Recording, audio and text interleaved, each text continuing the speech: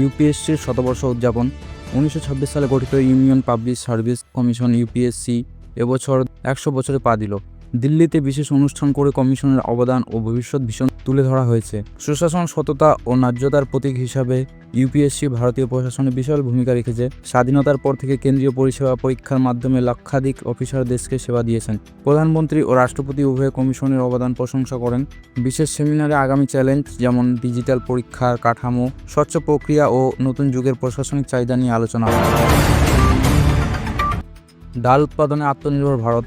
কেন্দ্রীয় সরকার 2025 থেকে 2031 সালের মধ্যে মিশন আত্মনির্ভর ইন পাবলিশ করেন। এই প্রকল্পে মোট বরাদ্দ 11,440 কোটি টাকা, লক্ষ্য 350 লাখ টন ডাল উৎপাদন করা, যাতে আমদানির উপর নির্ভরতা কমে যায়। কৃষকদের বেশি আয় নিশ্চিত করা ও খাদ্য নিরাপত্তা জোরদার করা হবে এই উদ্দেশ্যে। ডাল সংগ্রহে সরকারি এজেন্সি আরও সক্রিয় হবে এবং সঠিক দামে কৃষকরা বিক্রি করতে পারবেন। কৃষি বিশেষজ্ঞদের মতে প্রকল্প সফল হলে গ্রামীণ অর্থনীতি আরও শক্তিশালী হয়ে উঠবে। অন্ধ্রপ্রদেশ 90 দিনের খাদি মেলা। 2 অক্টোবর থেকে অন্ধ্রপ্রদেশে প্রতিটি জেলায় 90 দিনের জন্য খাদি মেলা শুরু হবে। প্রতিটি মেলায় প্রায় 100টি স্টল থাকবে, যেখানে হাতে বোনা কাপড়, হস্তশিল্প, গ্রামীণ পণ্য বিক্রি হবে।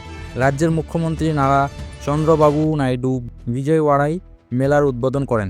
এই মেলার উদ্দেশ্য হল স্বদেশি ভাবনার প্রচার, গ্রামীণ শিল্পীদের আয় বাড়ানো ও দেশীয় পণ্যের প্রতি মানুষের আগ্রহ তৈরি করা। বিজেপি নেতা PVN মাধব জানান, এই কর্মসূচি গান্ধী জয়ন্তীর সঙ্গে যুক্ত দেশজ ঐতিহ্যকে নতুন প্রজন্মের কাছে পৌঁছে দেবে।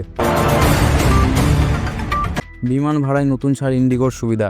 ভারতের অসামরিক বিমান চলাচল দপ্তর নতুন নিয়মের প্রস্তাব দিয়েছে, যাতে বিমান ভাড়ায় শর্ত সহজ করা হবে। আগে শুধু জরুরি অবস্থায় বিদেশি বিমান ভাড়া নেওয়া যেত, কিন্তু নতুন খসড়ায় কিছু নমনীয়তা আনা হচ্ছে। এতে ইন্ডিগো সহ বড় এয়ারলাইন্স বিদেশি বিমান ও ক্রু ভাড়া নিয়ে যাত্রী পরিবহনের চাপ সামলাতে পারবে।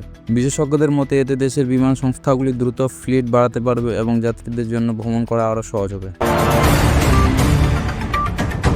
দুর্গাপূজা দশমীতে আবহাওয়া দফতরের সতর্কতা। কলকাতা ও দক্ষিণবঙ্গ জুড়ে 2 অক্টোবর দশমীর দিন প্রবল বৃষ্টি ও ঝড়ের সম্ভাবনার সতর্কতা জারি করেছে আবহাওয়া দপ্তর। বিশেষ করে গঙ্গায় বিসর্জন প্রক্রিয়ায় বিঘ্ন ঘটতে পারে। হাওড়া, হুগলি, নদিয়া বন্যার আশঙ্কা উড়িয়ে দেওয়া হচ্ছে না। উত্তরবঙ্গেও ভারী বৃষ্টির পূর্বাভাস দেওয়া হয়েছে। পুলিশ ও পুর কর্তৃপক্ষ জানিয়েছে, মণ্ডপ থেকে মণ্ডপে যাওয়া, মিছিল এবং বিসর্জনে অতিরিক্ত সাবধানতা নিতে হবে। নাগরিকদের অযথা বের না হওয়ার পরামর্শ দেওয়া হয়েছে। দিল্লি ম্যানিলা সরাসরি বিমান পরিষেবা শুরু। এয়ার ইন্ডিয়া প্রথমবার দিল্লি থেকে ফিলিপাইন্সের রাজধানী ম্যানিলা পর্যন্ত সরাসরি ফ্লাইট চালু করলো। সপ্তাহে 3 দিন চলবে এই উড়ান।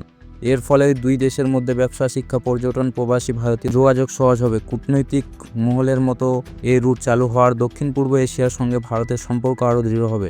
যাত্রীরা প্রায় 7 ঘন্টার মধ্যে দিল্লি থেকে ম্যানিলা পৌঁছে যাবেন, যা আগে দীর্ঘ ট্রানজিটের কারণে সময় সাপেক্ষ ছিল। টেস্ট সিরিজে ফিরল ভারত। প্রতিদ্বন্দ্বী দুর্বল উইন্ডিজ। T20 মৌসুম শেষ করে ভারত আবার টেস্ট ক্রিকেটে ফিরল। আহমেদাবাদ 2 ম্যাচের টেস্ট সিরিজে মুখোমুখি হবে ওয়েস্ট ইন্ডিজ। তবে ক্যারিবিয়ান শিবির বেশ দুর্বল, কারণ প্রধান কয়েকজন পেসার চাটে বাইরে। ভারতের অধিনায়ক জানিয়েছেন, সংক্ষিপ্ত ফরম্যাট থেকে মানসিকভাবে সরে এসে দীর্ঘ ফরম্যাট মানিয়ে নিতে হবে। ক্রিকেট বোদ্ধাদের মতে এই সিরিজ ভারতের ব্যাটসম্যানদের আত্মবিশ্বাস বাড়াবে।